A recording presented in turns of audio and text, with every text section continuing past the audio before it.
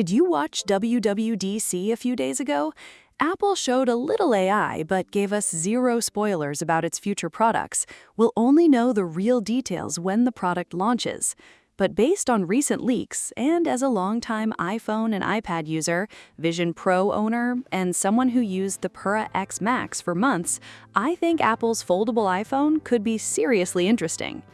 Today, let's speculate about the software, screen ratio, user experience, and latest Apple leaks. By the end, you can decide whether this phone is worth waiting for, because this could be Apple's most expensive iPhone ever. Big thanks to my tech partner over in China for providing this footage. I really appreciate the support in making this video happen. Hey everyone, Stella here from techiestreet. If you're into staying updated with the newest gadgets, make sure to hit that subscribe button and turn on notifications so you don't miss any of our latest tech content. First, the basics. Apple seems to have prepared a lot already. The company has explored this tall aspect ratio with the iPhone Air, which is close to an iPad-style display, so adapting the software might be easier than expected. We've even seen 3D printed models for quite some time. Inside, the foldable is rumored to use the A20 Pro chip, built on TSMC's 2nm process. After years of 3nm, the jump to 2nm could bring impressive performance and power efficiency.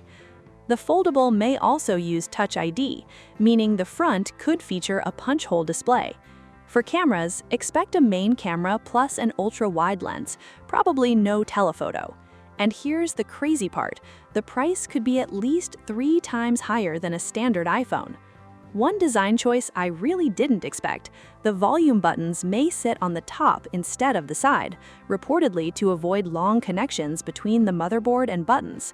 Honestly, Apple better add some smart controls, maybe sliding the power button to change volume, because otherwise this sounds ridiculous. And all of this may be to make room for what could be the largest iPhone battery ever.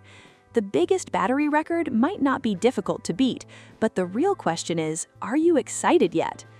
Now, the main event, the displays. Apple doesn't often create something completely new, but everyone wants to know about one thing, the 2 screens. The outer display is rumored to have a ratio close to √2:1, while the inner display could be around 4:3. But to understand what this actually feels like, let's look at the closest experience we already have. No, not that one, this one.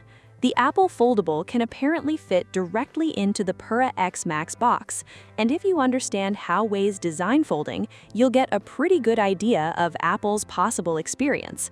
I've used the Pura X Max for 2 months, and that unusual aspect ratio is genuinely interesting.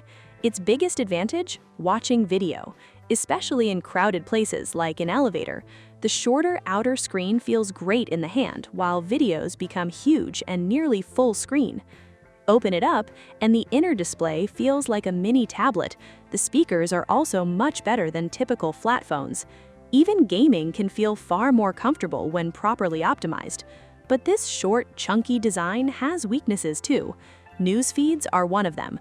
On Weibo, you may see only one post. On Xiaohongshu, you can end up with one huge image before scrolling further. The outer display is also wider than normal phones, so there's definitely an adjustment period. So here's my first warning. If you mainly care about scrolling news feeds, Apple's Foldable may disappoint. But for movies, music, and even TikTok, it could be revolutionary. What about app compatibility? This is where things get really interesting. Some people think Apple's new Mac screen mirroring with adjustable aspect ratios could help developers simulate the foldable display. Sounds great, right? But wait, isn't this basically the iPad's aspect ratio? The inner display is 4:3, similar to a 13-inch iPad. The outer display is around 2:1, roughly like an 11-inch iPad. So technically, Apple could just reuse existing app layouts in different orientations. That almost feels like cheating, and maybe that's exactly why Apple chose these ratios, to reduce the need for completely new app adaptations. But don't get too optimistic yet. To predict Apple's foldable software experience, we need to look at the current state of iPad adaptation. iPad OS has been around for 7 years, and plenty of apps are already optimized, so things shouldn't be terrible. But even now, iPad OS still has unresolved issues, including how some apps handle sharp corners. And foldables introduce an entirely new challenge. Here are two tablets. One represents the folded aspect ratio, while the other represents the unfolded display. Let's look at app adaptation, because this could make or break Apple's foldable. We can divide apps into a few categories. First, apps that are properly adapted, especially system apps. Xiao Heng Shu and most video apps handle both portrait and landscape beautifully. Here's a surprising fact. Bilibili has supported tablet integration for a long time. You don't even need the HD version. I tested Bilibili, Tencent Video, Youku, and Honghua. They switch between orientations smoothly and let you adjust the aspect ratio. But Mango TV, Migu Video, and iQIYI, still the same old story. No aspect ratio adjustment and poor screen switching. Are they seriously waiting until the last minute? System apps, thankfully, should have no problem. They can use the screen efficiently in both orientations. In portrait mode, the sidebar collapses. Turn it sideways and it appears again, with the menu moving to a better position. Huawei's implementation is especially impressive. It even supports left and right-handed use. Scroll with your left hand and the controls stay there. Switch hands and the menu moves to the other side.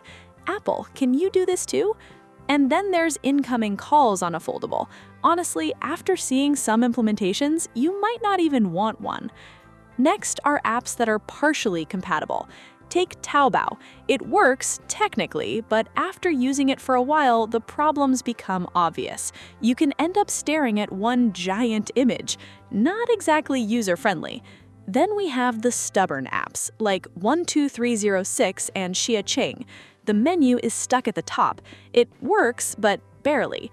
And then there's the worst category, apps whose developers seemingly don't care at all. You wonder, what am I even supposed to look at? How do I get this app listed properly? If developers don't test their own apps, even Apple can't magically fix everything. That's why I expect Apple's foldable to borrow the small window interaction from iPad OS. Different elements can reposition themselves based on the window ratio.